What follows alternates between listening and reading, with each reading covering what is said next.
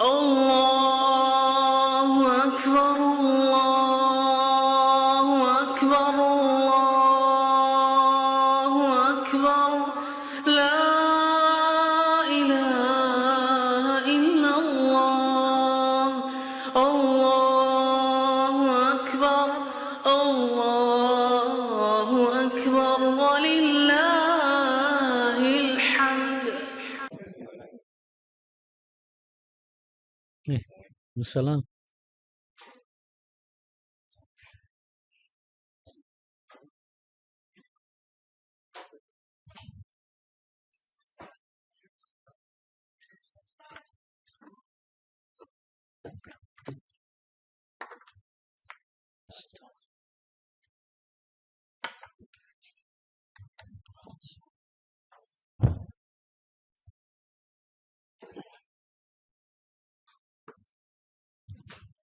Bismillah.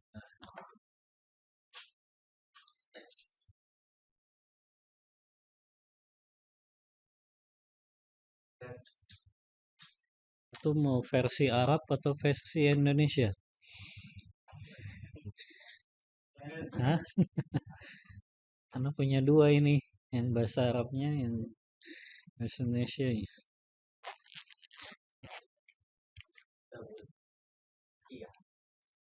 Ya, ambil dari kitab Fikih Muyassar sama Sahih Fikih Sunnah.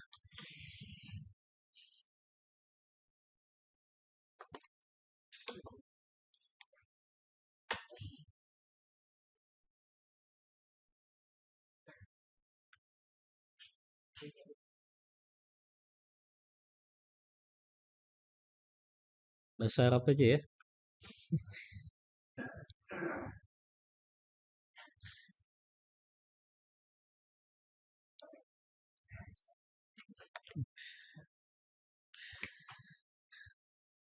Baik, kita mulai.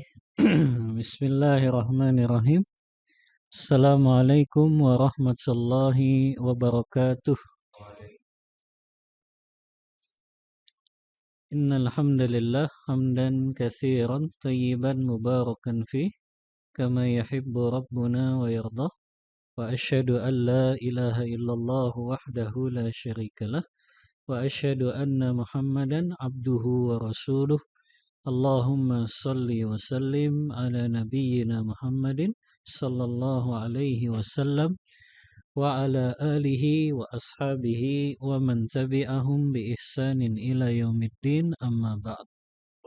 Ikhwani fillah rahimani wa rahimakumullah. Alhamdulillah, di malam hari ini dengan izin dan pertolongan dari Allah, kita masih bisa melanjutkan kajian rutin kita yang di malam hari ini insya Allah kita ambil tematik terlebih dahulu, yaitu membahas tentang Kitabul Udhiyah, pembahasan tentang ibadah kurban.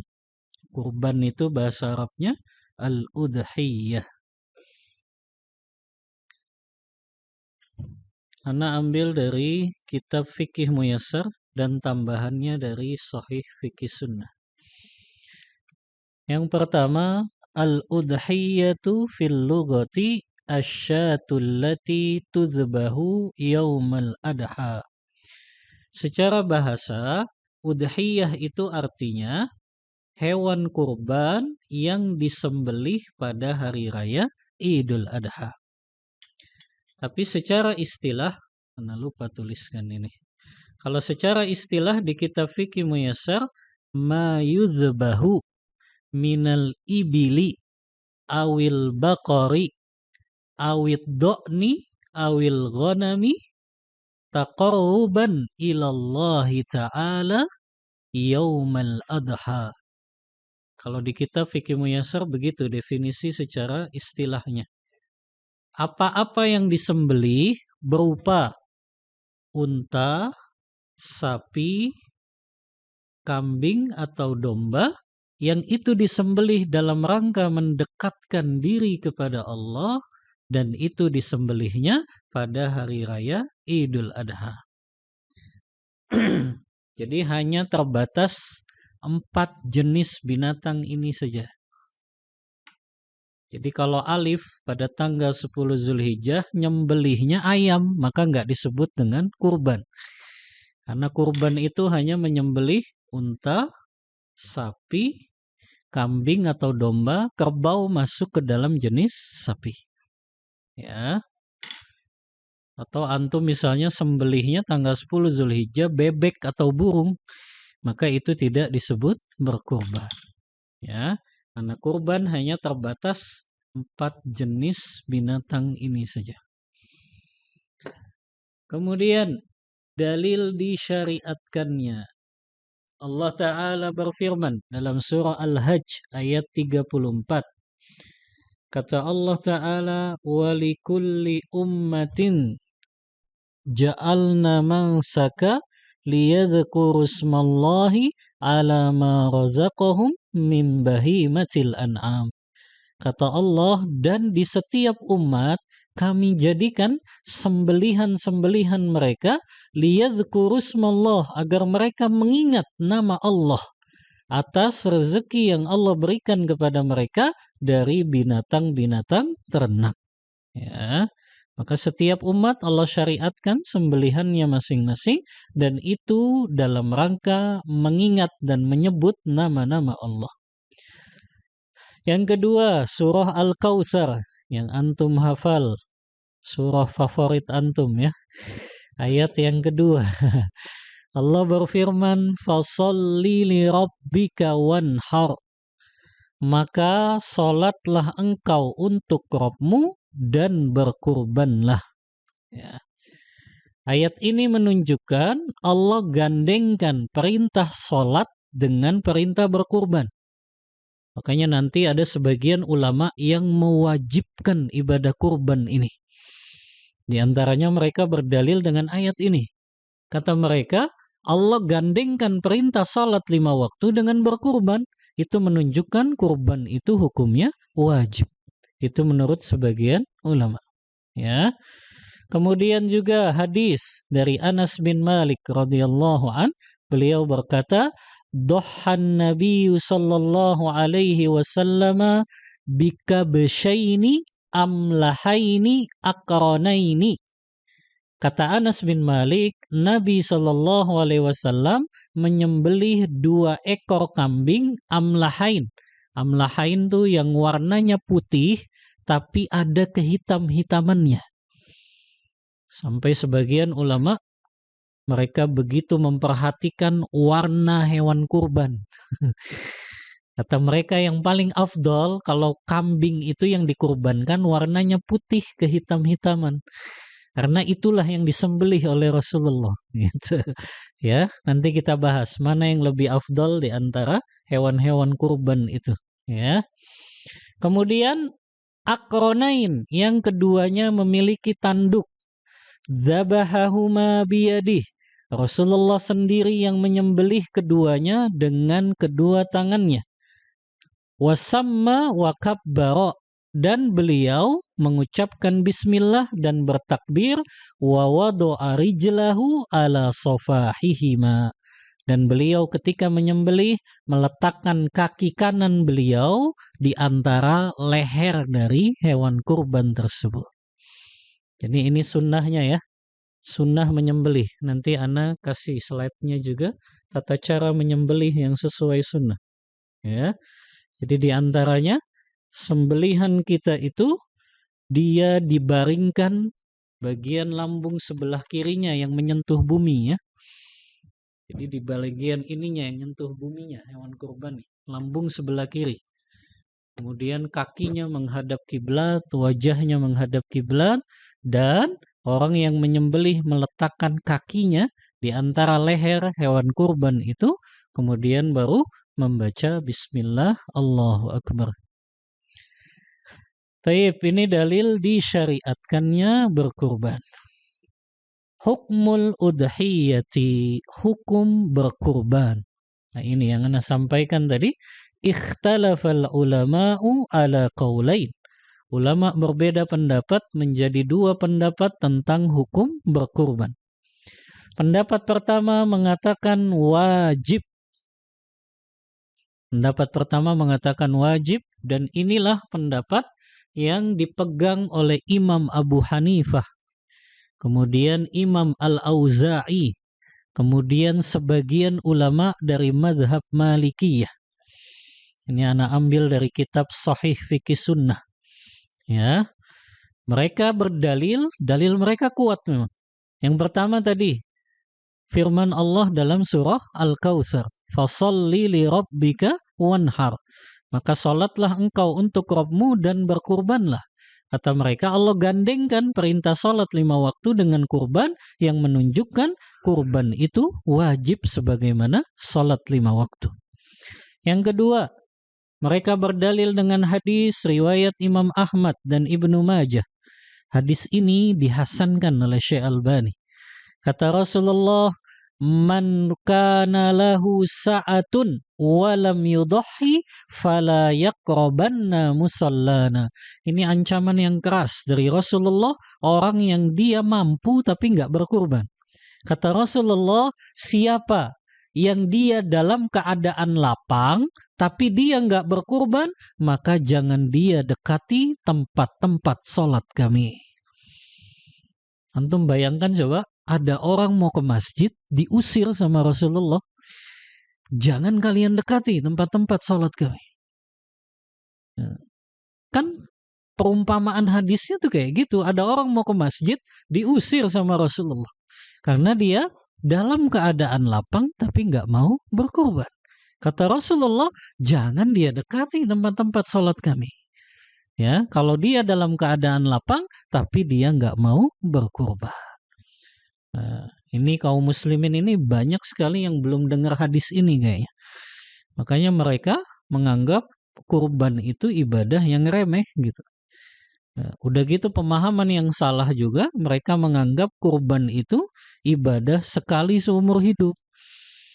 Ini kan pemahaman yang keliru. Mereka menganggap saya udah pernah kurban kok, maka setelahnya absen terus, nggak pernah kurban lagi. Ini kan salah. Padahal ibadah kurban itu ibadah tahunan. Sama seperti zakat mal kita, sama seperti puasa Ramadan, sama seperti sholat Idul Fitri dan Idul Adha, itu ibadah tahunan. Maka kurban juga ibadah tahunan. Ibadah yang sekali seumur hidup itu apa? Khitan. Karena nggak ada yang khitan 2 kali ya. Itu baru ibadah sekali seumur hidup. Begitu juga akikah. Iya, itu sekali seumur hidup. Kalau nikah gimana? Sekali seumur hidup atau tidak? Tergantung ya. Nah, maka ibadah kurban, ibadah 1 tahun 1 kali. Ya, rutin kita lakukan. Pendapat yang kedua, ini memang pendapat mayoritas ulama, jumhurul ulama.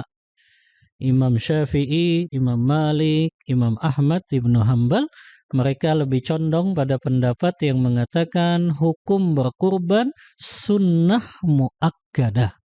Sunnah yang sangat ditekankan. Sunnah yang sangat dikuatkan. Apa dalil mereka? Mereka berdalil dengan hadis riwayat Ibnu Majah juga, yang Rasulullah bersabda, "Idza ra'aitum hilala Dzulhijjah." Apabila kalian telah melihat hilal pada bulan Zulhijjah, artinya telah masuk 1 Zulhijjah. Wa arada ahadukum an yudhhiya, dan salah seorang di antara kalian ingin berkurban, fala yamassa min sya'rihi wa basyarihi syai'an, maka jangan dia ambil rambutnya dan kukunya. Artinya jangan dia potong rambut dan kukunya. Kata mereka, Rasulullah menyebut di sini, wa arada ahadukum, apabila salah seorang di antara kalian ingin berkurban. Maka di sini Rasulullah hanya mengatakan siapa yang ingin berkurban, tidak mewajibkan ibadah kurban. Makanya ini pendapat yang dipilih oleh mayoritas para ulama.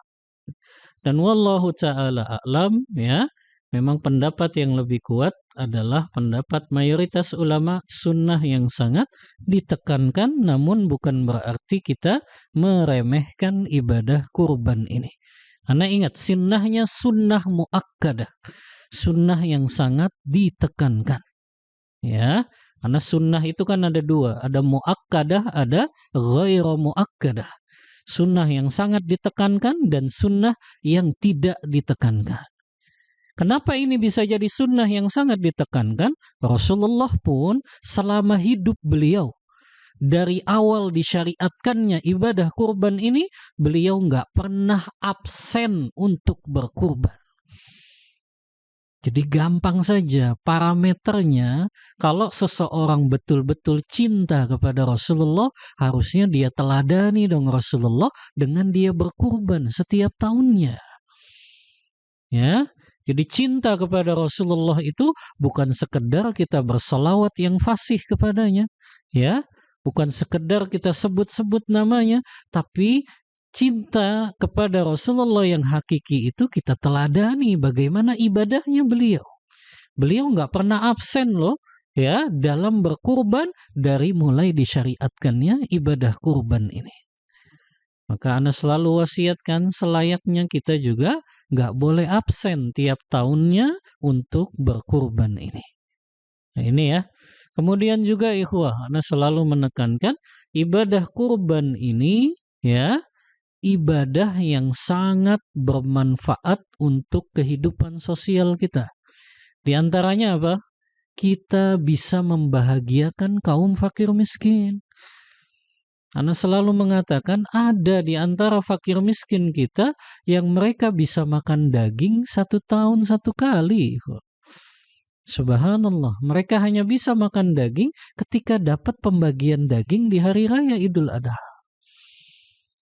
Kalau antum mungkin tiap hari bisa makan daging kan? Ya, tiap pekan pun bisa makan daging. Tapi fakir miskin kita hanya 1 tahun sekali mereka bisa makan daging. Ya, maka bahagiakanlah fakir miskin kita, anak-anak yatim kita, kaum duafa kita, mereka bisa berbahagia dengan mereka bisa makan daging. Ya. Kemudian juga ada di daerah-daerah sana yang mungkin kaum fakir miskin kita, mereka berada di jurang kemurtadan, ikhwah. Mereka bisa murtad hanya gara-gara dikasih 1 dus Indomie saja. Harusnya tawaran kita lebih menarik, karena yang kita kasih daging loh. Ya, yang kita kasih daging. Harusnya kita bisa menjaga kaum fakir miskin kita agar mereka tidak murtad dari agama Islam ini. Hanya gara-gara Indomie 1 dus, mereka bisa murtad. Harusnya kita bisa selamatkan mereka dengan kita berikan daging kurban ini. Makanya potensi kurban ini kalau disadari kaum muslimin ini begitu banyak manfaatnya. Ya, Anda kasih gambaran antum. Kurban yang paling ekonomis itu, yang paling minimalis ya kalau kita sebut sekarang ya, itu kan jenisnya domba, usianya 6 bulan, kemudian dia betina. Anak kurban tidak harus jantan, walaupun yang lebih afdal jantan. Tapi betina diperbolehkan berdasarkan hadis Rasulullah riwayat Imam Ahmad dari Ummu Kurzin ketika beliau bertanya tentang kambing yang akan diakikahkan. Kata Rasulullah, anil gulami syatani.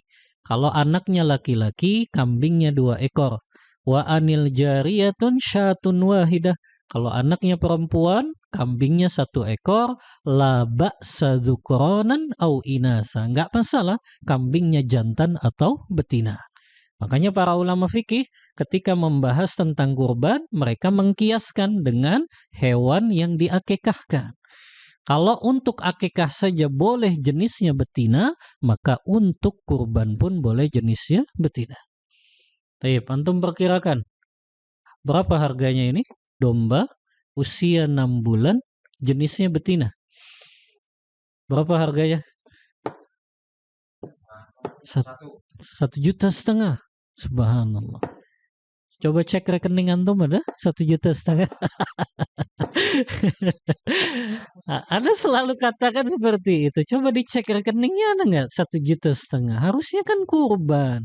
Itu namanya kondisi lapang. Kalau kita sudah memiliki uang 1,5 juta untuk beli hewan kurban dan kita bisa pastikan kita masih bisa tetap menafkahi istri dan anak kita sampai selesainya hari tasyrik. Itu saja kan syaratnya. Ya, dia sudah terkena ya anjuran untuk berkurban. Ya. Maka harusnya subhanallah. Harusnya kayaknya kalau di perumahan Kancil ini tiap kakak itu kurban. Berapa kakaknya di sini satu RT, Pak RT? Hah, satu RT? Hah? Satu RT 100.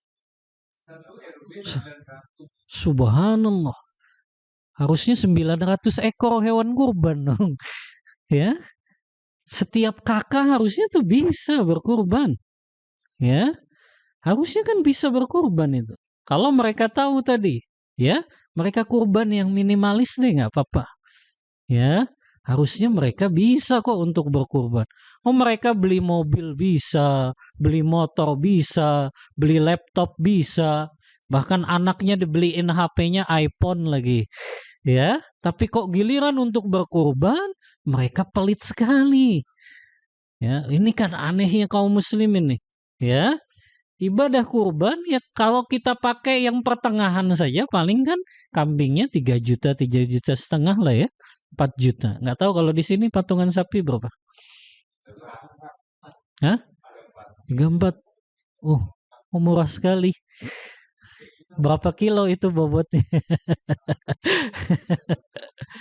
350 kilo.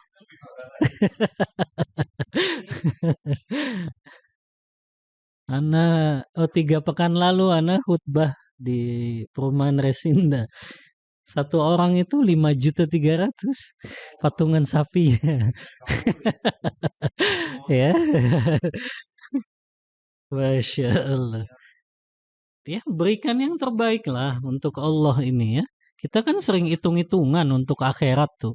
Kalau untuk dunia nggak hitung-hitungan kan? Kalau HP pengennya iPhone ya. Kalau motor pengennya PCX, kalau mobil pengennya Pajero gitu kan.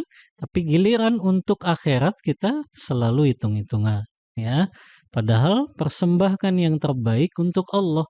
Dan ini dalam rangka mensyukuri, ikhwah. Berkurban itu artinya orang itu dia bersyukur dengan nikmat yang Allah berikan.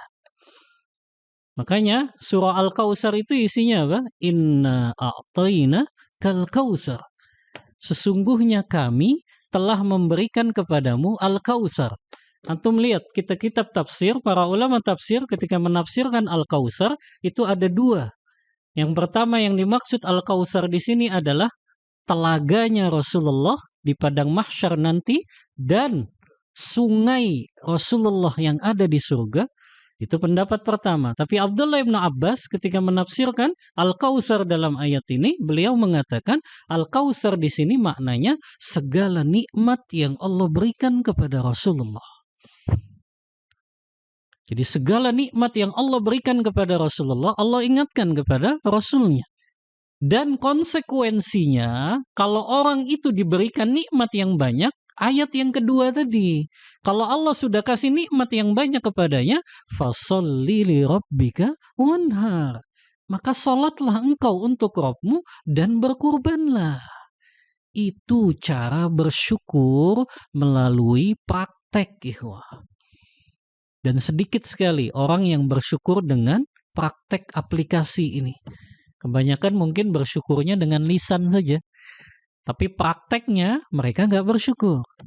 Makanya Allah sebut dalam surah Saba ya, ayat 13 itu, wa qalilum min ibadiyasy syakur. Sedikit sekali di antara hamba-hamba Allah ini yang bersyukur. Maksudnya bersyukur dalam hal prakteknya. Mereka dalam prakteknya sering justru tidak bersyukur karena tadi mereka disuruh berkurban saja, mereka nggak mau. Padahal itu bukti mereka mensyukuri nikmat Allah Ta'ala. Ya. Baik, lanjut. Syurutul udhiyati. Syarat-syarat hewan kurban yang sah untuk dikurbankan. Yang pertama, ini agak buram ya atasnya.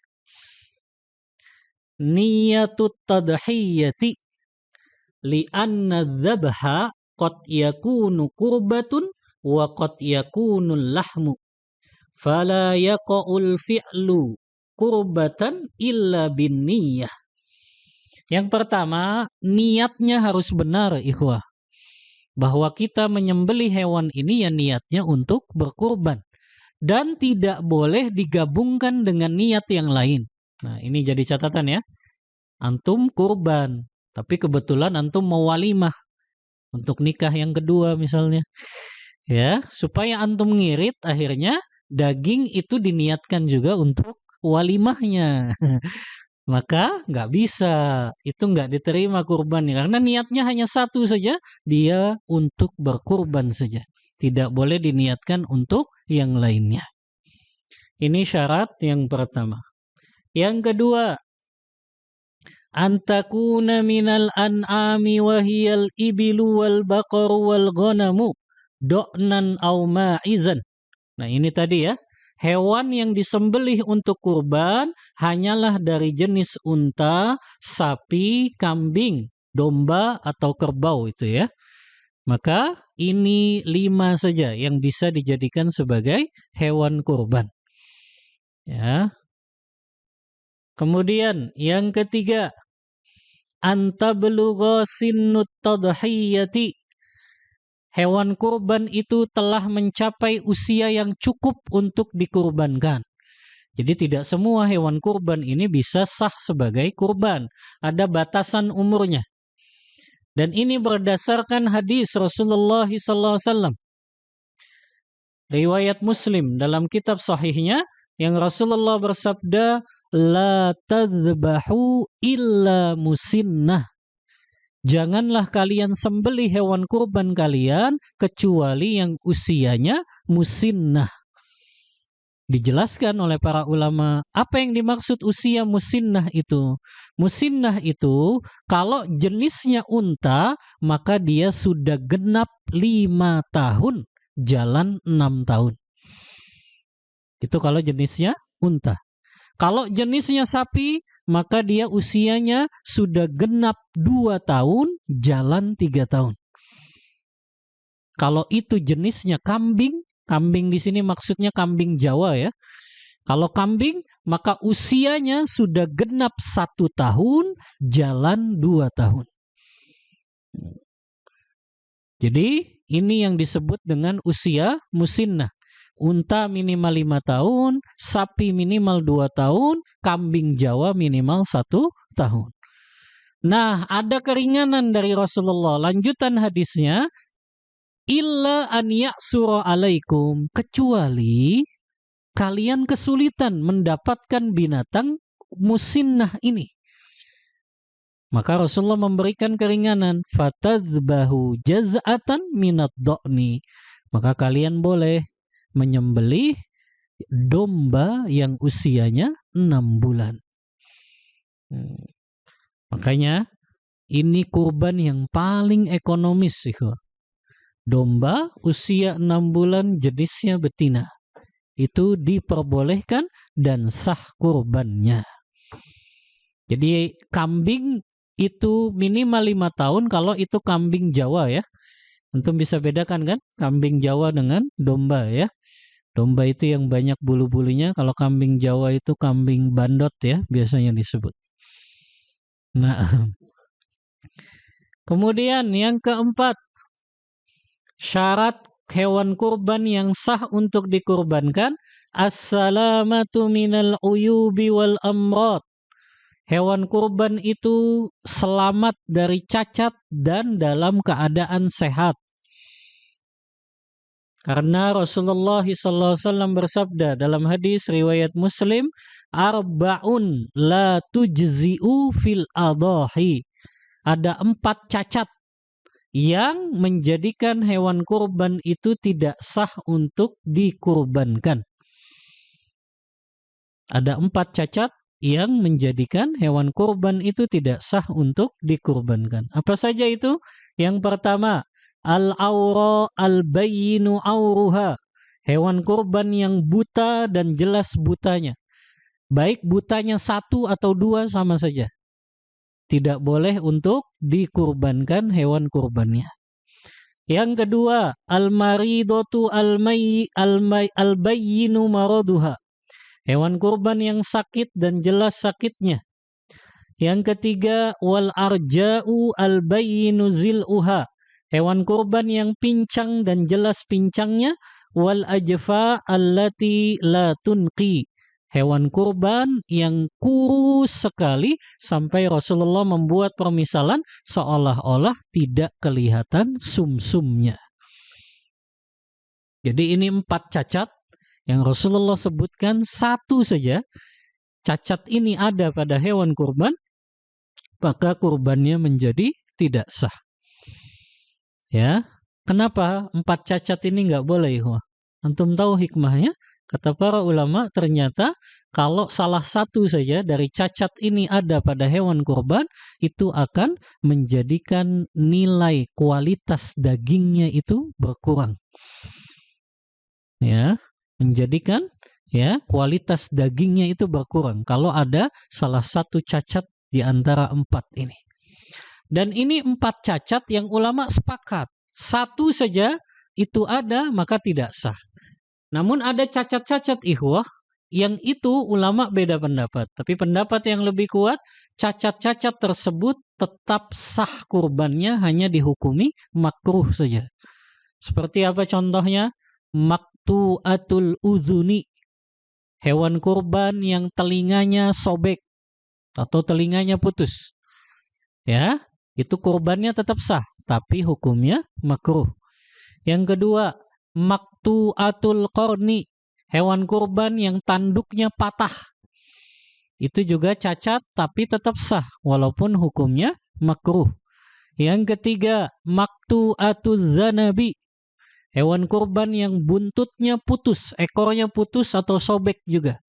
Itu juga hukumnya tetap sah kurbannya tapi hukumnya makruh. Nah, ini adalah cacat-cacat yang tetap sah namun hukumnya makruh. Ada cacat-cacat juga dalam hewan kurban yang itu nggak berpengaruh, hukumnya mubah saja. Contoh misalnya allati la asnana laha, hewan kurban yang giginya ompong, nggak ada pengaruh, tetap sah kurbannya dan mubah saja. Atau juga al-khasiyu kata ulama, hewan kurban yang dikebiri. Antum tahu dikebiri ya? Biasanya malah gemuk-gemuk hewan kurbannya kalau dikebiri, karena nggak doyan kawin dia. Ya, kalau sudah dikebiri, maka biasanya gemuk-gemuk. Dan ini juga nggak masalah, tetap sah kurbannya dan hukumnya mubah saja. Ya, maka itu cacat-cacat yang hukumnya makruh, hukumnya tidak berpengaruh, dan 4 ini saja yang ulama sepakat kalau ada salah satunya pada hewan kurban, maka hewan kurbannya tidak sah. Ya. Kemudian waktul udhiyati. Nah, ini yang penting ini di saat ada yang berbeda lebarannya. Ya, karena ini pengaruh terhadap sembelihannya. Ya. Kata ulama, bada'a waqtu dzabhi ba'da salatil 'id wa huwa afdaluha. Penyembelihan hewan kurban dimulai dari setelah sholat Idul Adha dan itu waktu yang paling afdal.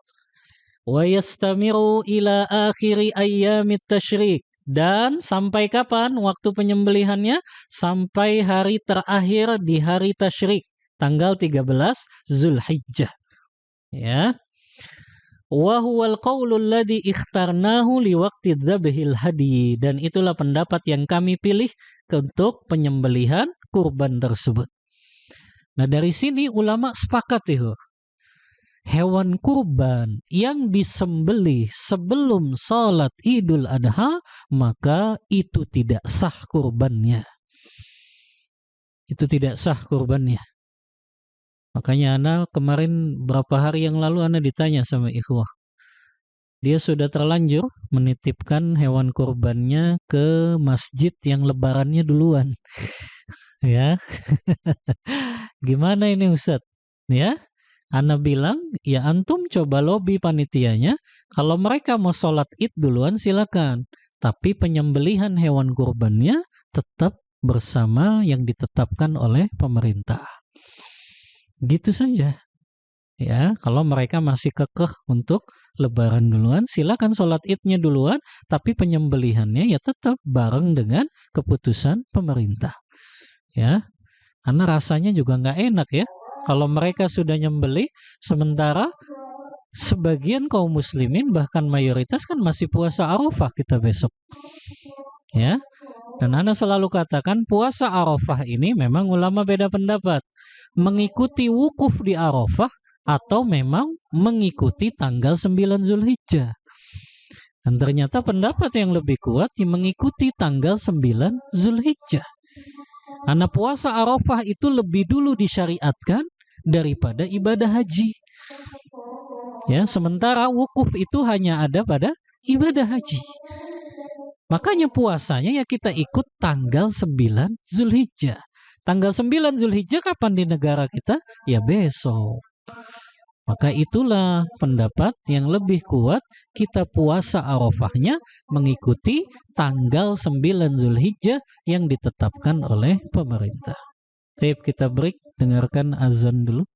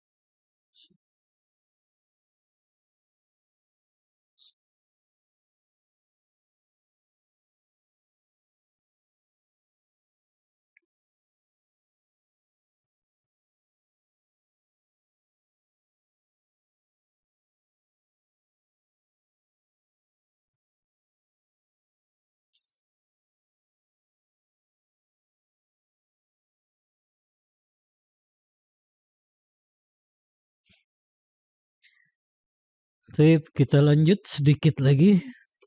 Bismillah walhamdulillah wassalatu wassalamu ala rasulillah wa ala alihi wa ashabihi wa mawalah amma ba'd. Tadi kita sampai waktu penyembelihan ya. Maka yang lebih aman ikhwah kita mengikuti keputusan pemerintah ya. Dan cuma di Indonesia kayaknya ormas itu bisa menetapkan hari raya. Ya, antum cari di negara-negara lain nggak ada ormas itu menetapkan hari raya, karena yang menetapkan hari raya itu ya keputusannya pemerintah. Ya, dan padahal ada kaidah usul fikih juga yang berbunyi hukmul hakimu lazimun wa yarfa'ul khilaf. Keputusan pemimpin atau pemerintah itu wajib diikuti dan itu harusnya mengangkat perselisihan di antara masyarakat. Jadi yang tadinya masyarakat berselisih itu tentang ketetapan hari raya, dengan keputusan pemimpin itu harusnya sudah nggak ada lagi perselisihan, karena harusnya semuanya ikut keputusan pemimpinnya, kan begitu ya. Tapi sayangnya kaidah usul fikih ini nggak diamalkan ya. Makanya masih ada sebagian ormas yang mereka kekeh dengan keputusannya. Padahal yang namanya hari raya kita mengikuti ketetapan dari pemerintah kita. Ya, termasuk tadi ya puasa Arafah kita yang mengikuti tanggal 9 Zulhijjah di negara kita. Karena ulama mayoritas mereka berpendapat memang pendapat yang lebih kuat adanya perbedaan tempat terbitnya hilal di tiap negara. Yang disebut dengan ikhtilaful matali, berbeda tempat terbitnya. Jadi kalau di Saudi sudah kelihatan terlebih dahulu kemarin ya pada malam Kamis, sementara di Indonesia belum, ya berarti itu masuk 1 Zulhijjahnya di Saudi saja, karena kita berbeda tempat terbit hilalnya. Ya, adapun kita kan baru menggenapkan jadi 30 dan terlihatnya di malam Jumatnya. Makanya kita Jumat baru 1 Zulhijjah. Ya. Tapi yang lebih utama ikhwah sebetulnya kita ingin menyatukan kaum muslimin. Karena dengan berbeda hari raya ini sebetulnya ini bisa jadi sebab perselisihan juga di kalangan kaum muslimin. Makanya daripada di medsos kan banyak ribut tuh ya. Karena sering ngasih pendapat ya untuk menyatukan diantaranya. Kalau antum bingung puasa Arafahnya Jumat atau Sabtu, ya udah puasa aja 2 harinya. Ya, antum Jumat puasa, Sabtunya juga puasa, selesai kan? Ya, begitu juga tadi ketika dia sudah menitipkan hewan kurbannya di masjid yang lebarannya duluan, kalau dia mau sholat id duluan ya silakan, tapi pemotongan hewan kurbannya mengikuti keputusan pemerintah. Ya, dan Ana nggak tahu ya kenapa pemerintah tidak tegas dalam hal ini gitu. Harusnya bisa dibuatkan ya undang-undang lah ya bahwa yang berhak menetapkan hari raya ya hanya pemerintah. Ya. Dan Ana bersyukur ya kepada Allah Padang Arafah nggak ada di Indonesia. Antum bayangkan nggak kalau Padang Arafah ada di Indonesia, wukufnya beda hari, bayangin. Jutaan orang loh itu. Ya, mereka wukuf. Kan aneh sekali. Dan Ana bersyukur Padang Arafah nggak di Indonesia. Adanya di Saudi yang mereka semuanya ikut keputusan pemerintah. Jadi wukufnya ya satu gitu. Kan repot kalau wukufnya beda hari kan kasihan. Ya. Ya. Tip, sampai sini dulu lah ya. Nanti kita bahas tentang tempat penyembelihan, pemanfaatan dari hewan kurban ini, dan perkara yang dilarang dari memanfaatkan hewan kurban ini. Kita break untuk salat Isya terlebih dahulu. Wassallallahu ala nabiyyina Muhammadin wa ala alihi wa sahbihi wasallam.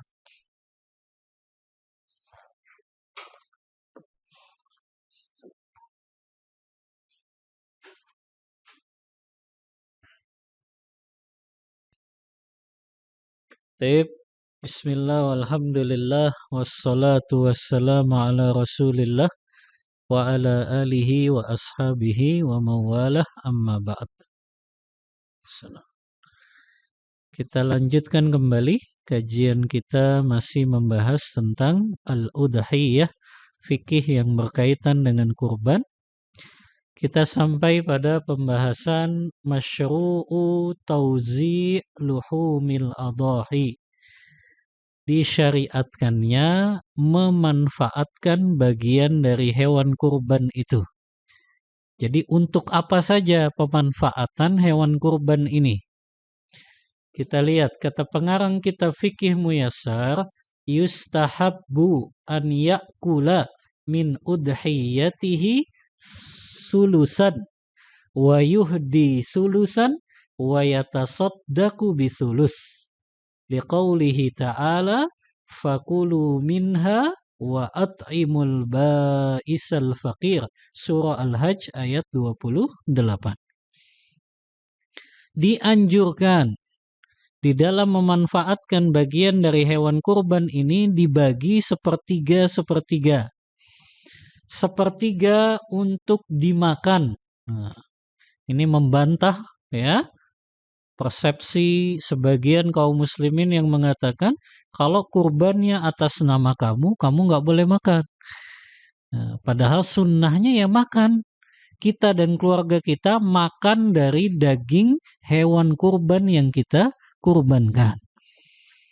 Di sini juga terdapat faidah ikhwah. Anda nggak tahu metode pemotongan di sini. Bagusnya itu kita makan ya betul-betul dari daging hewan yang kita kurbankan. Ya, antum bisa siasati itu dengan mendatangkan tim-tim jagalnya jangan satu, tapi bisa 2 atau 3 gitu ya. Jadi dikumpulkan para pengurban dulu yang dia misalnya kurban sapi, dikumpulkan 7 orang itu, kemudian selesai pemotongan langsung diperuntukkan untuk sohibul kurban saja dulu. Ya. Jadi dia betul-betul makan daging dari hewan yang dia kurbankan. Karena sunnahnya juga begitu kan? Sunnahnya kan kita tidak makan ketika akan berangkat sholat Idul Adha dan baru makan pulang dari sholat Idul Adha, itu pun kita makan dari daging hewan yang kita kurbankan. Rasulullah begitu. Makanya ini nggak akan bisa dilakukan kecuali orang yang berkurban gitu ya. Ya, ini nggak akan bisa dilakukan sunnah ini kecuali oleh orang yang berkurban. Ya, ini ada hadisnya. Ini amalan-amalan sunnah di hari raya.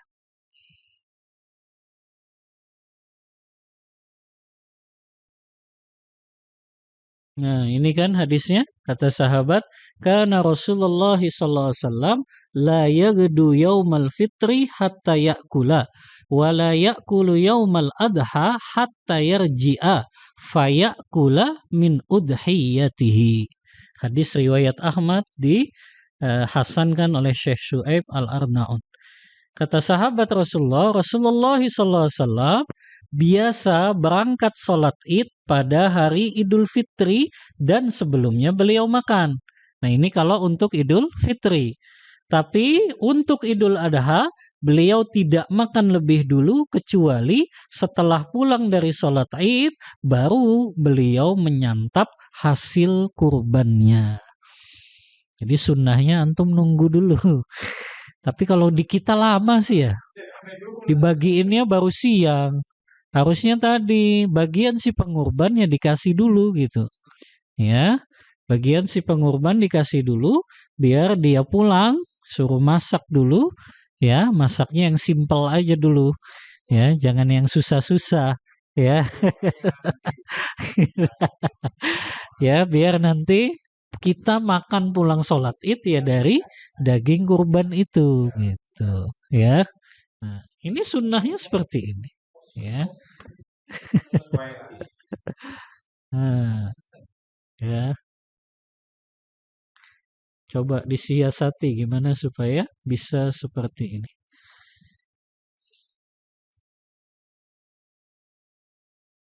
Baik. Ini yang pertama ya, sepertiga dimakan. Yang kedua, sepertiga lagi wayuhdi sulusan, dihadiahkan. Dihadiahkan ini bebas, antum untuk tetangga-tetangga antum, untuk kerabat-kerabat antum, untuk sahabat-sahabat antum, walaupun mungkin dia lebih kaya dari antum, gitu. Nggak masalah. Karena hadiah itu memang biasanya diberikan kepada orang yang levelnya sama dengan kita atau di atas kita. Itu disebutnya hadiah kan? Kecuali sodakoh. Kalau sodakoh itu biasanya diberikan kepada orang yang levelnya di bawah kita secara ekonominya gitu ya. Makanya kan Rasulullah nggak nerima sodakoh, tapi beliau nerima hadiah. Karena nggak mungkin levelnya Rasulullah di bawah kita kan gitu. Makanya beliau nggak nerima sodakoh, tapi beliau menerima hadiah. Maka hadiah ini bebas, antum hadiahkan untuk siapa saja ya. Bahkan sebagian ulama membolehkan menghadiahkan kepada non-muslim sekalipun. Dengan syarat non-muslim itu adalah kafir zimmi atau kafir mu'ahid.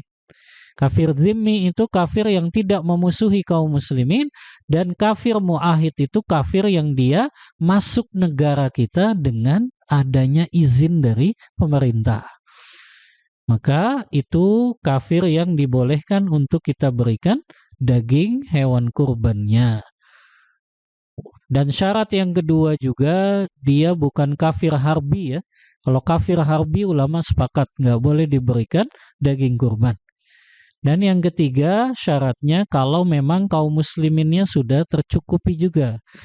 Jadi tetap prioritas kita kaum fakir miskin dari kaum muslimin dulu. Kalau memang dianggap sudah cukup, baru boleh dihadiahkan kepada non-muslim tadi yang dia kafir zimmi atau mu'ahid.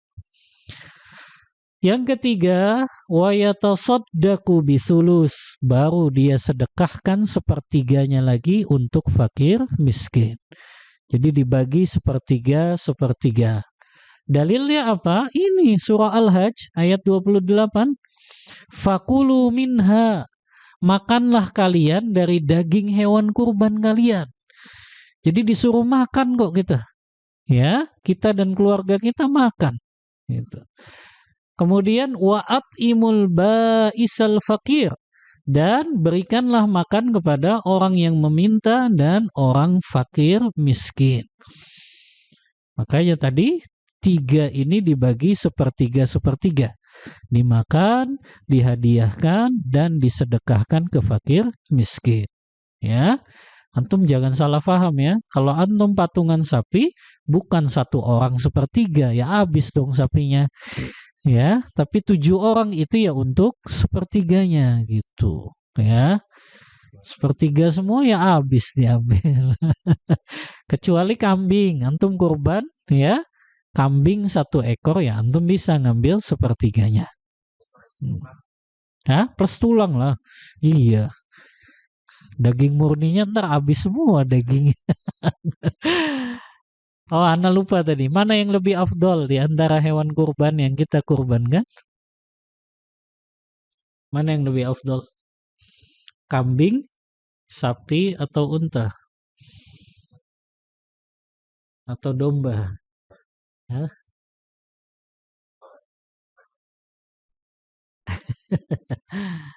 Karena kayaknya ada yang diterjemahan ini.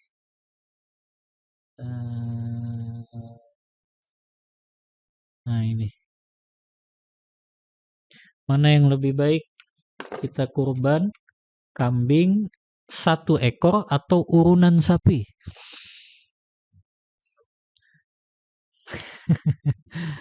Nah, ternyata memang ulama berbeda pendapat ya. Pendapat pertama ini ada di kitab Shahih Fiqih Sunnah kalau antum lihat.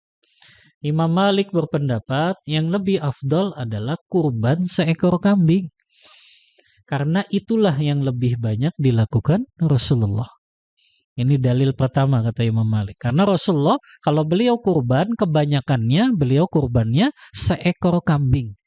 Walaupun ada riwayat, dalam riwayat Muslim beliau pernah berkurban 100 ekor unta. Ya, yang sebagian beliau sembelih sendiri, sebagiannya beliau minta Ali ibnu Abi Thalib untuk menyembelihnya. Tapi mayoritasnya Rasulullah nyembelihnya kambing. Yang kedua, dalilnya Imam Malik itu Beliau berdalil dengan firman Allah dalam surah As-Saffat, wa fadainahu bidzibhin azim. Ketika Nabi Allah Ismail nggak jadi disembeli, digantikannya dengan apa? Kambing, bukan sapi, ya. Kata Imam Malik, lihat, awal disyariatkannya kurban saja, Allah gantikan Nabi Allah Ismail dengan kambing. Maka kata Imam Malik, kambing yang lebih afdal daripada sapi gitu.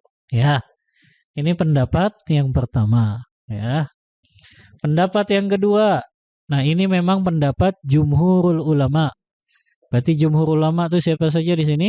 Imam Abu Hanifah, Imam Syafi'i, dan Imam Ahmad ibn Hanbal. Mereka mengatakan al-afdalu fil an'am, yang paling utama, yang paling afdal untuk dikurbankan adalah yang lebih besar nilai yang dikeluarkan si pengurbannya. Jadi tergantung dari nilai yang dikeluarkannya. Mereka berdalil dengan hadis keutamaan datang untuk sholat Jumat di awal waktu. Antum tahu kan hadis Bukhari Muslim itu? Ya, kata Rasulullah kan, man igtasala yaumal jum'ah ghuslal janabati. Siapa yang mandi pada hari Jumat sebagaimana dia mandi junub, mandi besar. Tsumma roha ilal masjid, kemudian dia bersegera datang ke masjid di waktu yang pertama, maka dia seperti orang yang berkurban unta. Siapa yang datang di waktu yang kedua, dia seperti berkurban sapi. Siapa yang datang berkurban di waktu yang ketiga, seperti berkurban kambing. Sampai di waktu yang kelima kan, seperti berkurban telur saja. Adapun kalau khotib sudah naik ke atas mimbar, maka malaikat menutup catatan amalnya. Ya. Nah, apa yang dimaksud datang di waktu yang pertama? Hah? Dia datang dan mengisi soft-soft yang pertama. Ya, itu waktu yang pertama, dia datang, tapi dia ngisi softnya yang pertama. Jangan antum datang duluan, ngisinya soft belakang duluan. Ya, ini salah juga ya. Nah, lihat dari hadis ini Rasulullah menyebutkan pahala kurban unta itu yang paling utama. Karena dilihat dari apa? Dari nilainya. Harga unta berapa sekarang? Ya, sekitar 80 juta mungkin ya. 80 juta kan nilainya besar. Kalau 7 orang ya patungannya berapa? 11 juta. Iya, 11 juta. Ya. Boleh. Iya. Yang penting untuk diri dan keluarganya. Jadi jangan nama satu-satu keluarganya. Dia tetap berkurbannya ini untuk saya dan keluarga. Rasulullah kan tadi dalilnya beliau berkurban 2 ekor kan. Tapi itu dua-duanya ya untuk beliau dan keluarganya. Ya. Nah, maka dari dua pendapat ini mana yang lebih kuat? Wallahu a'lam. Kalau ana lebih condong pada pendapat jumhur ulama, mayoritas ulama yang mengatakan dilihat dari nilai yang dikeluarkan. Maka kalau antum patungan sapi tadi 3,4 ya. Tapi kalau antum kurbannya kambing 4 juta ya lebih afdal antum kurban kambing. Karena nilainya lebih besar. Atau sebaliknya, antum kalau kurban kambing cuma 4 juta. Tapi kalau ikut patungan sapi 5 juta. Ya maka lebih afdal patungan sapi begitu. Dilihat dari nilai yang dikeluarkan oleh si pengurbannya. Maka itulah yang paling utama. Ya.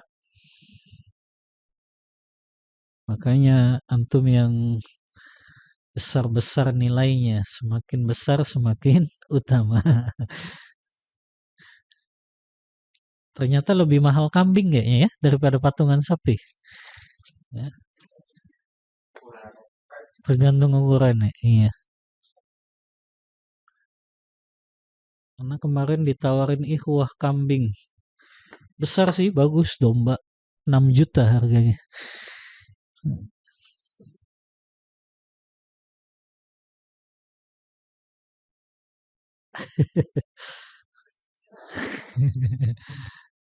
Baik, kita lanjut. Nah tadi. Ini ya. sini. Nah, jadi dibagi sepertiga ya. Ada hadis di sini. Waqad jaa'a an Ibnu Abbas radhiyallahu anhuma fi udhiyatin Nabi sallallahu alaihi wasallam. Telah datang riwayat dari sahabat Abdullah bin Abbas, semoga Allah meridhoi keduanya, tentang kurbannya Nabi sallallahu alaihi wasallam. Beliau berkata, "Wa yut'imu ahla baitihi ya as-sulus." Dan berilah makan kepada keluarganya sepertiga, wa yut'imu fuqara jiranihi sulus, memberi makan untuk dihadiahkan kepada tetangganya sepertiga, wa yatasaddaqu ala su'ali bisulus, dan bersedekah untuk fakir miskin sepertiganya. Di sepertiga saja sebagaimana yang disabdakan Rasulullah. Yang terakhir, ma la yajuzu yantafi'u lahu, enggak boleh memanfaatkan bagian hewan kurban. Yang pertama, al-bai'u wasyira, memperjualbelikannya. Apapun bagiannya, kepalanya, kulitnya, jeroannya, enggak boleh dijual. Ya. Karena Rasulullah bersabda dalam hadis riwayat Baihaqi dan Imam Al-Hakim dalam kitabnya Al-Mustadrak, kata Rasulullah, man ba'a jilda udhiyatihi fala udhiyata lahu. Siapa yang menjual kulit hewan kurbannya, maka tidak ada kurban baginya. Makna tidak ada kurban baginya apa? Tidak sah kurbannya. Kalau dia jual kulit tersebut, walaupun hasil penjualannya untuk biaya operasional, tetap nggak boleh, ya. Untuk konsumsi panitia, tetap nggak boleh. Karena bagian semuanya dari hewan kurban ini tidak boleh diperjualbelikan. Walaupun tadi dengan alasan hasilnya kan untuk operasional. Operasional dibebankan kepada sahibul kurban. Makanya boleh panitia meminta, ya, biaya operasional, ya, yang itu memang untuk biaya ketika melakukan kegiatan kurban ini yang memang butuh besar kok, ya, untuk nyewa tendanya, untuk beli alat-alat potongnya, belum beli plastiknya gitu ya, belum konsumsi panitianya gitu kan, ya, maka memang butuh biaya besar dan itu dibebankan kepada sahibul kurban, bukan dengan menjual bagian dari hewan kurban itu, ya. Yang kedua, al-ujratu lil jazzar, nggak boleh juga memberi bagian hewan kurban ini sebagai upah untuk tukang jagal. Jadi kalau sebagai upah nggak boleh. Karena ada hadis Rasulullah riwayat Muslim dalam kitab sahihnya. Ini dari Ali bin Abi Thalib sendiri yang mengatakan, kata beliau, amaroni Rasulullah sallallahu alaihi wasallam an aquma ala butnihi.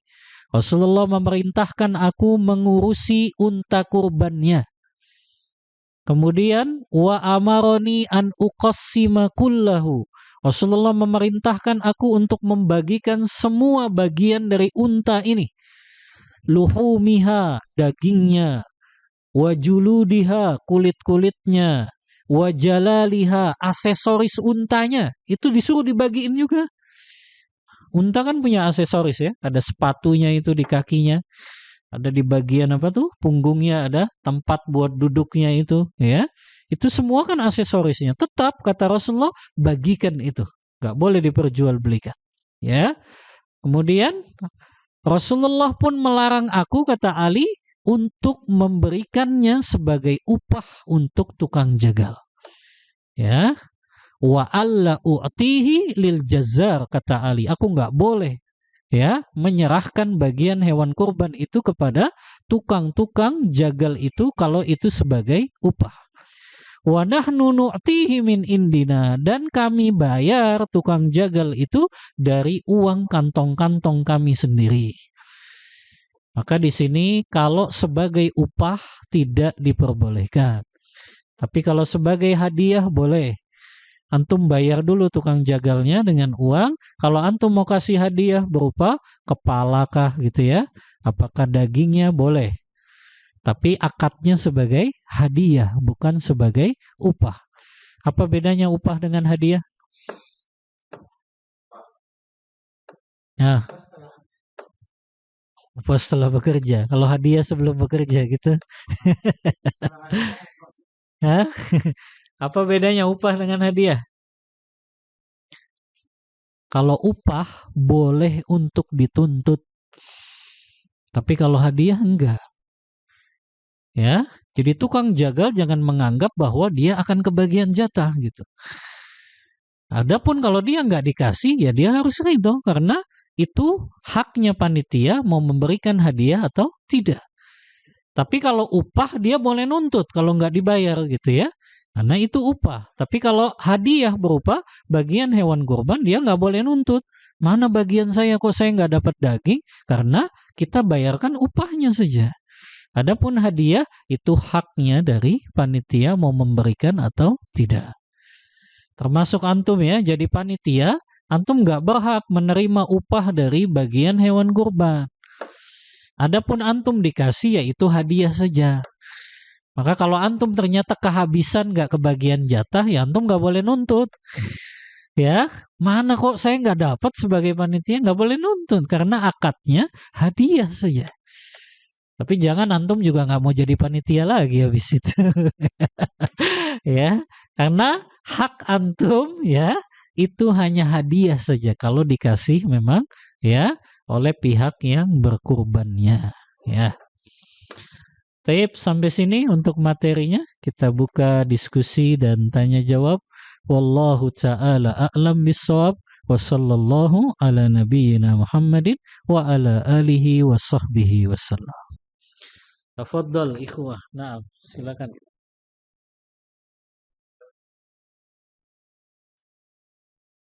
Nah,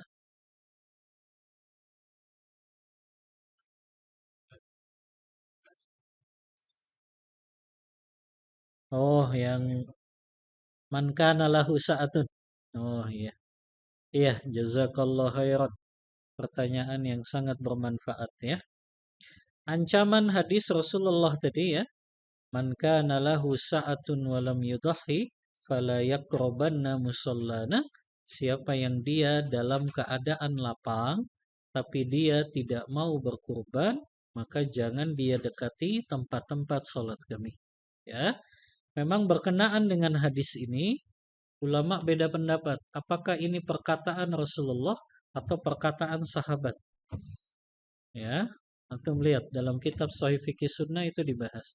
Sebagian ulama menganggap, termasuk jumhur menganggapnya sebetulnya ini bukan hadis Rasulullah tapi perkataan sahabat.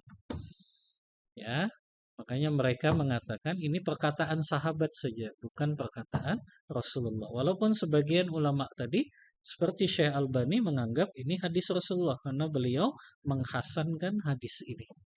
Ya. Jadi mengkompromikannya ya mereka tadi menganggap ini bukan perkataan murni Rasulullah tapi perkataan sahabat saja. Wallahu taala a'lam bissawab.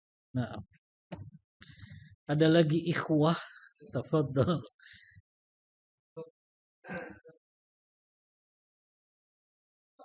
Sama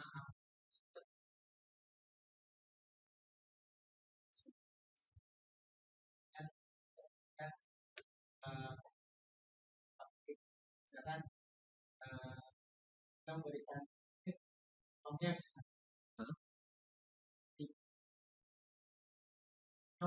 Heeh.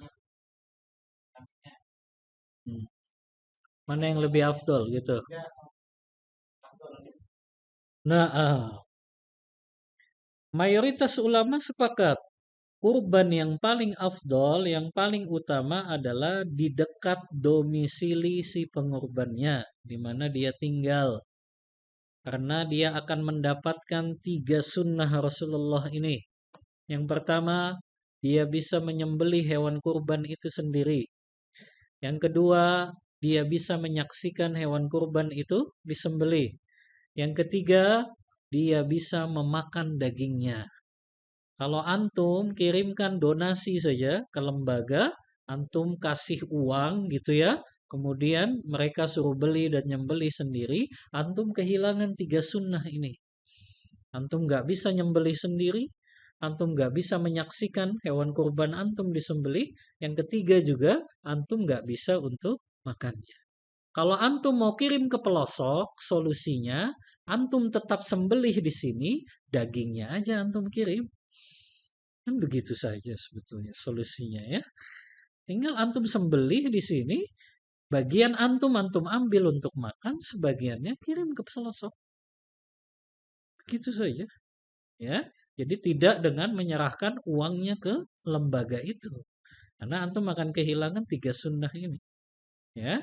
Antum nggak makan, antum nggak menyembelih sendiri, antum nggak melihatnya. Wallahu ta'ala a'lam bis.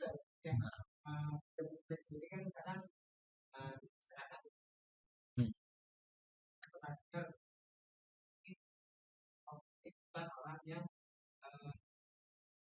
Nggak pernah sholat 5 waktu.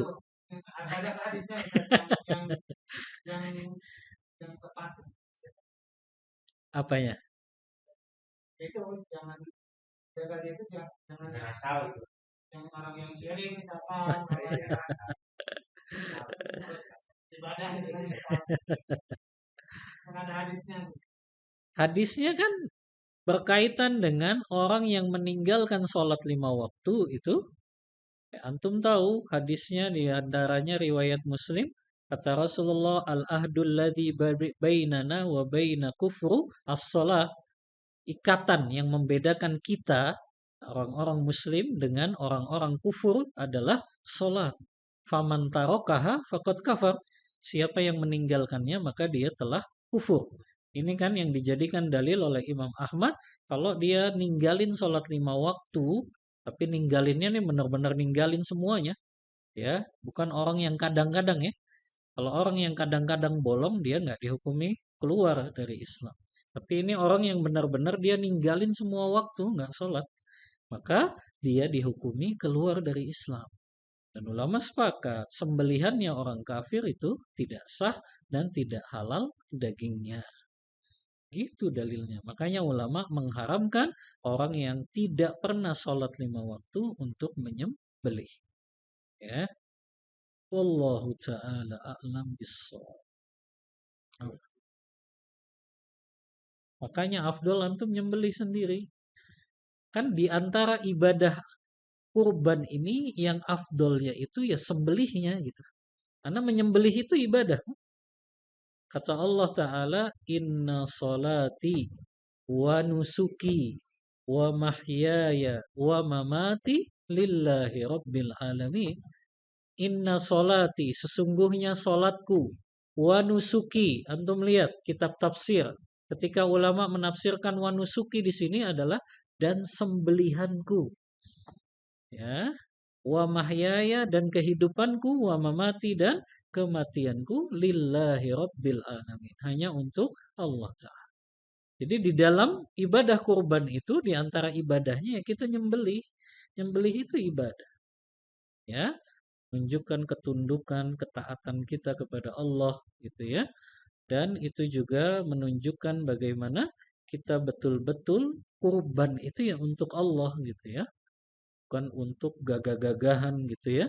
Bukan untuk ria apa-apa, tapi kita tundukkan ya diri kita dengan kita menyembelih hewan kurban ya. Tip nih supaya antum bisa nyembelih, anak kasih tata cara menyembelih sesuai sunnah Rasulullah. Yang pertama, sebaiknya pemilik kurban menyembelih hewan kurbannya sendiri jika mampu menyembelih dengan baik. Antum hafal ya hadis Arba'in Nawawi, hadis riwayat Muslim, fa idza dzabhtum fa ahsinu dzibha. Apabila kalian menyembelih maka sembelihlah dengan cara yang paling baik. Bagaimana sembelih cara yang paling baik? Wal yuhidda ahadukum syufratahu wal yarih dzabihatahu.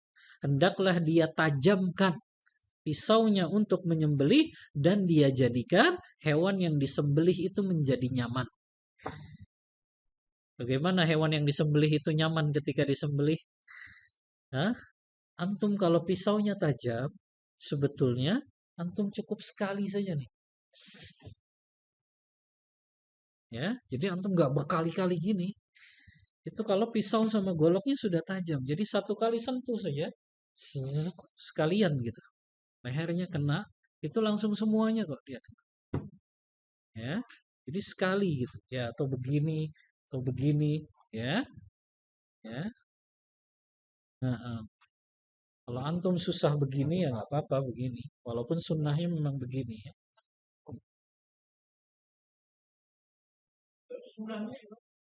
Begini megang pisaunya. Iya. Goloknya atau pisaunya. Kalau kami sih mungkin bisa.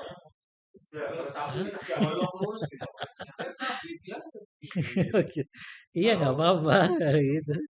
Ya. Memang kalau megangnya begini harus kuat ya, apalagi kalau sapi agak susah kalau gini. Ya. Tapi Ana pernah lihat kok tukang jagal dia sekali aja pakai pisau gini. Sekali gitu langsung keblek semua ininya leher.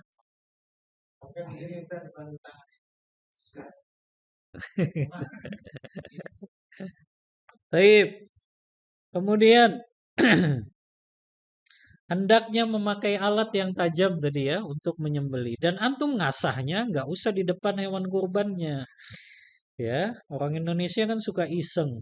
Ditempelin lah ke pipi hewan kurbannya ya. Goloknya, pisaunya. Ngasahnya ya dari rumah. Ya. Kemudian hewan yang disembelih dibaringkan di atas lambung kirinya. Lihat nih. Ya. Lambung kiri. Oh, ada yang uji coba. Lambung kiri itu dia tidurannya kecil. Tidurannya kecil. Lambung kirinya itu yang nyentuh tanah. Ya. Dia kakinya ke kiblat. Berarti mana sana? Sana. Sana. Ya. Di kambingnya, kakinya arah kiblat, wajahnya kiblat, ya. Dia tadi lambung kirinya ya di bawah ya. Di kepalanya ke sana ya. Sana. Kepala wajahnya. Wajahnya ke sana. Kepalanya ke sana. Ya. Pinjam bagian lehernya sedikit baru. Dan kaki kanan ya. Telapak. Iya, telapak kaki. Lehernya enggak bagian yang dekat lehernya itu. Kalau pakai ini pakai dengkul. Kalau tidak kan jauh kan kalau itu kan ini pakai dengkul. Kalau milik ini kan jauh. Di ini enggak sakit kan? Pokoknya di dengkul.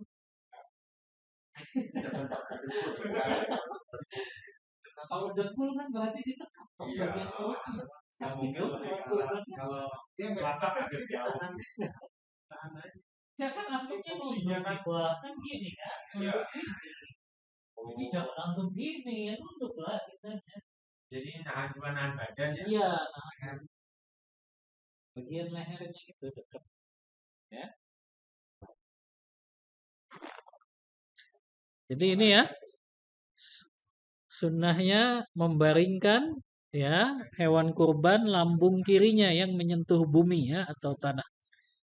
Posisi kakinya ke arah kiblat ya.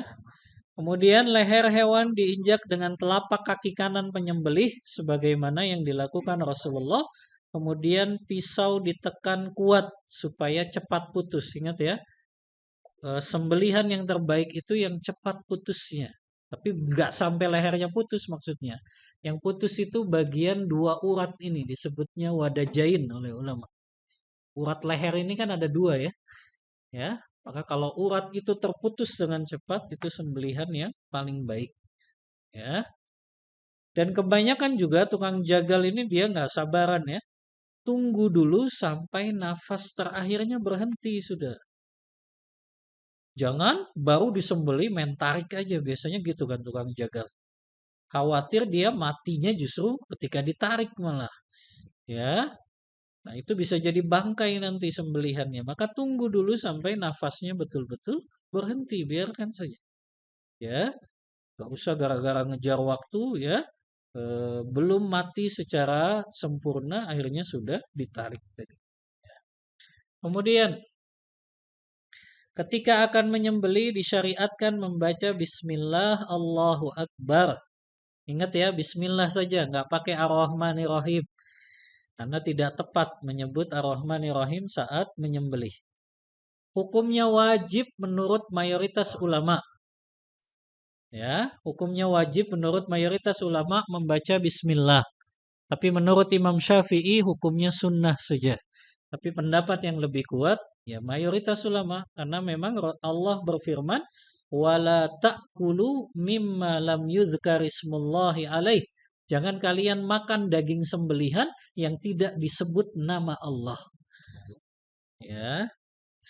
Kemudian bacaan Allahu Akbar ya, hukumnya walaupun sunnah tapi ini lebih afdol antum baca.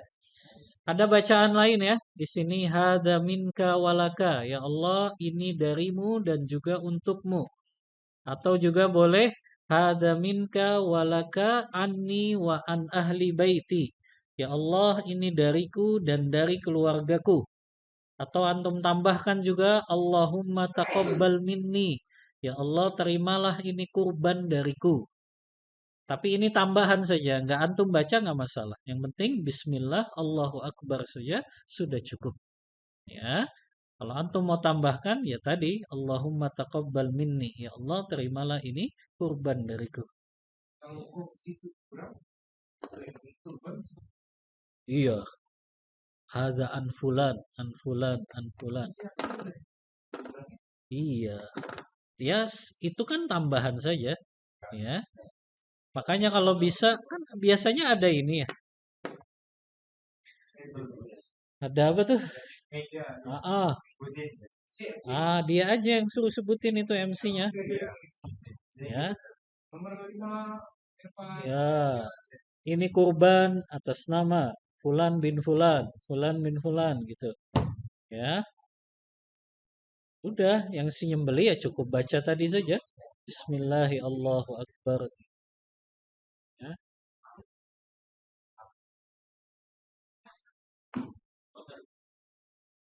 Misalnya, saya kan bahkan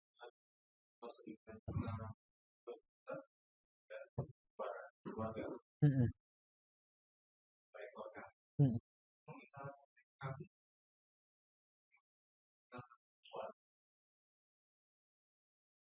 Iya. Jadi kurban itu kan sebetulnya boleh lebih dari satu pun. Tapi kalau seseorang hanya mampu satu ya nggak apa-apa. Dia satu seekor kambing cukup untuk dirinya dan juga keluarganya. Ada kok di sini. Sebentar.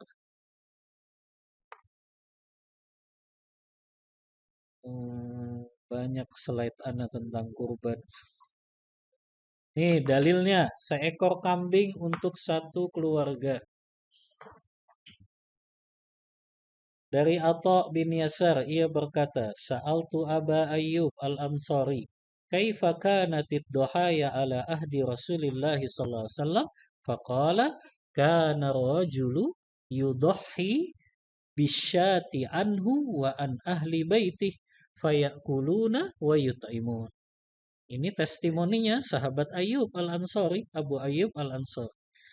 Ya, kata Atha, ini seorang tabi'in, aku pernah bertanya kepada Abu Ayyub al-Ansari, bagaimana kurban di masa Rasulullah SAW? Maka beliau menjawab, seseorang bisa berkurban dengan seekor kambing, diniatkan untuk dirinya dan keluarganya. Lalu mereka memakan kurban tersebut dan memberikan makan untuk yang lainnya. Hadis riwayat Tirmidzi disahihkan oleh Syekh Al-Albani. Banyak juga kok testimoninya, misalnya sahabat Jabir dalam hadis riwayat Ibnu Majah, kata Jabir, kunna nudhi syatan fi ahdin nabi anhu wa an ahli baitih. Dulu kami para sahabat menyembelih hewan kurban kami, satu ekor kambing itu untuk diri kami dan keluarga kami. Tapi itu minimal saja. Nah, yang dimaksud keluarga di sini siapa? Yang dimaksud keluarga di sini yang menjadi tanggung jawab nafkah kita. Berarti siapa aja yang bisa kita ikut sertakan pahalanya? Istri kita, anak kita, termasuk orang tua kita. Karena orang tua kan jadi tanggungan nafkah kita. Ya. Iya, ya. Nggak perlu disebutkan nih untuk Nggak perlu disebutkan ini untuk orang tua saya. Enggak, otomatis kok. Karena mereka yang menjadi tanggungan nafkah kita, merekalah yang ikut serta pahala dari kurban kita. Hanya pahalanya diikut sertakan. Keluarga yang dimaksud adalah mereka yang menjadi tanggungan nafkah kita. Ya, jadi siapapun yang jadi tanggungan nafkah kita, walaupun mereka nggak satu atap rumah dengan kita, tapi dia jadi tanggungan nafkah kita, maka dia bisa kita ikut sertakan pahala kurban kita. Antum bedakan ya antara ikut serta pahala kurban dengan penyedia dana kurban. Kalau penyedia dana kurban ada aturannya. Kalau kambing hanya boleh satu orang saja. Nah dulu ingat di SD satu kelas patungan, satu ekor kambing. Ini tidak sah kurbannya. Tapi dagingnya halal untuk dimakan selama sembelihannya sesuai syariat. Tapi kalau untuk kurban ya nggak sah. Ini namanya bukan kurban, uji coba kurban. Ya, karena penyedia dana untuk kambing satu orang saja.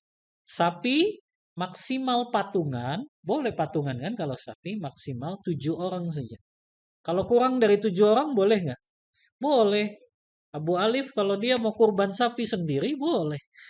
Ya, dia sediakan dananya 20 juta, udah beli. Ya, boleh nggak masalah. Nggak harus 7 orang. Itu kan maksimal patungannya saja. Adapun kurang dari itu ya boleh. Ya, nggak masalah. Ya. Unta sama ya, pendapat yang lebih kuat, unta juga maksimal 7 orang patungan. Wallahu ta'ala a'lam bishawab. Nah, tadi masalah yang potong itu kalau kayak sapi itu gimana? nah, lebih baik. Makanya antum kurbannya kambing. Kalau antum mau nyembeli kurbannya kambing berarti.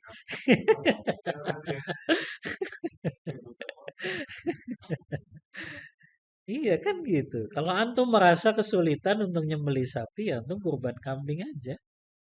Tapi yang harganya juga bagus gitu, ya. Minimal yang setara dah. Kalau antum patungan sapi gitu. Atau lebih bagus yang harganya lebih mahal daripada antum patungan sapi. Kan kalau lihat dari hasil selama Emang gitu ya? banyak Lebih banyak dagingnya gitu. Ya, tapi kan nggak dilihat dari banyak ini. Tapi kan semakin besar nilai yang kita keluarkan kan semakin bagus juga kan. Kualitas daging dan kuantitasnya kan. Antum beli kambing yang 6 juta coba. Itu kan gemuk, tinggi biasanya. Ya, bagus gitu. Ya. sama stadion yang beli itu yang kampungnya dikit itu setiap hewan sebelian ya setiap dibeli posisinya seperti itu gitu. Iya. Kayak misalnya ayam gitu. Oh ayam. Ayam Ayam mah enggak. hadapnya itu harus apa namanya Oh iya, menghadapnya ke kiblat. kan kadang kalau kepalanya di sebelah sana kan tetap ada tapi ada yang juga kepalanya yang di sini. Oh, iya harusnya sunnahnya juga dihadapkan ke kiblat. Anak kira ayam antum haruskan berbaring dengan lambung kirinya ya enggak lah. Karena ayam kan biasanya disembelihnya dipegang gitu aja kan. Lebih mudah lah. Memang ngadepinya itu Ngadepi.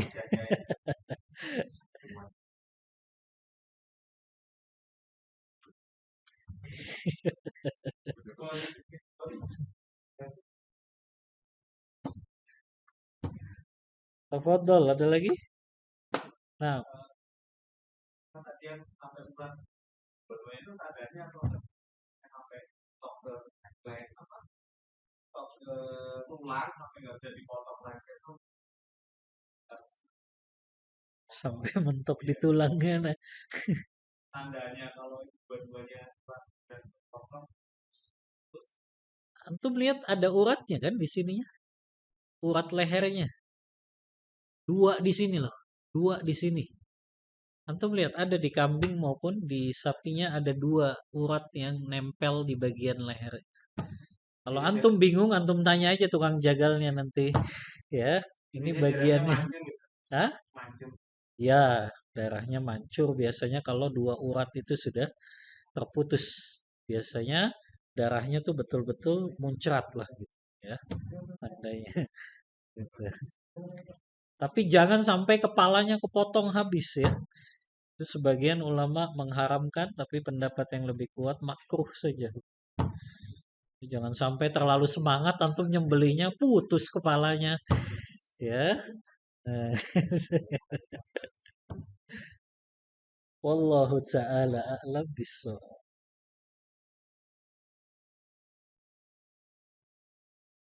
Udah cukup lagi. Kalau tadi kan karena kita mungkin korban sapi karena ada ya. Nah, Misalnya kayak tadi berarti kan bisa lah satu ya karena tadinya kita berharap akan satu orang kita beli 20 juta tapi karena cuma ada kita belikan yang 18 juta gitu tetap boleh ya. iya iya tetap boleh nggak masalah ya.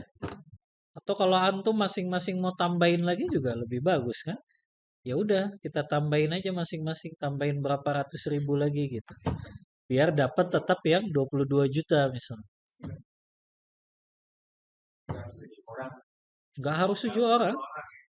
Tadi anak contohin. Kalau Abu Alif mampu beli sendiri ya beli saja 1 orang. Ya. Beli 23 juta, 25 juta gitu ya. Tapi maksimal patungan 7 orang. Maksimal patungannya.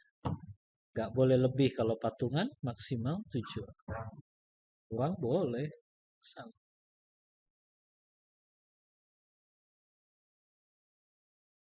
Ada lagi, wah.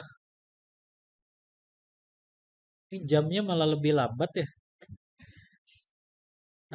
Antum sengaja jangan-jangan jamnya lebih lambat.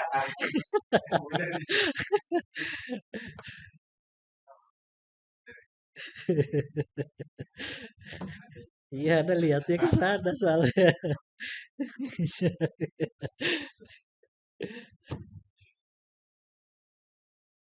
Dah cukup ikhwah? Baik, kalau cukup berarti kita cukupkan ya. Baik, ini pembahasan kita dari fikih kurban ya. Semoga kita bisa mengamalkan ya sunnah Rasulullah ini dari mulai tata cara melaksanakan kurbannya sampai tata cara penyembelihannya ya. Dan di antara tempat yang paling afdol ikhwah kita menyembelih tempat di mana kita melakukan sholat id. Jadi antum jangan sholat idnya di Istiqlal, padahal nyembelihnya di sini. Ya, justru antum sholat idnya di tempat di mana antum akan menyembelih hewan kurban antum. Karena begitu hadisnya, kata Ibnu Umar, Rasulullah SAW menyembelih hewan kurbannya ya di tempat di lapangan di mana beliau sholat. Ya, jadi itu yang paling afdal. Kenapa? Ya nggak apa-apa. Ini anak bicara yang paling utama saja, yang paling afdol saja, di tempat di mana kita sholat di lapangan. Ya, bukan berarti nggak boleh, enggak. Ini menunjukkan ke afdolan saja. Ya, kalau anak lebih repot lagi, tergantung jadwal khotibnya di mana. Tapi alhamdulillah anak masih area Kerawang saja untuk hari-hari beberapa tahun ini. Jadi nggak harus repot kurbannya.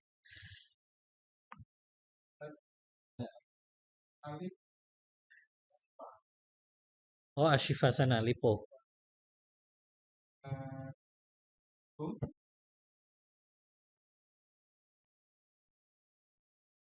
Gimana?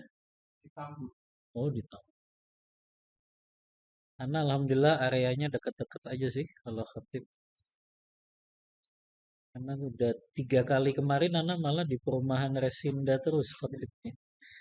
Tapi hari ini anak baru di perumahan anak ini diminta khotib Idul Adha. Di 2023 anak dijadwalin di perumahan BCL. Iya, tahun depan gitu. karena sudah dijadwalkan. Untung kalau mau jadwalin Anda masih bisa 2024 paling. Sebelum ada yang lain 2024-nya.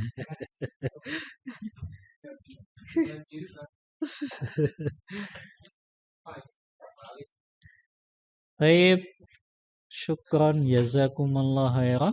Kita tutup dulu dengan doa kafaratul majlis. Subhanakallahumma wa bihamdika asyhadu an la ilaha illa anta astaghfiruka wa atubu ilaik.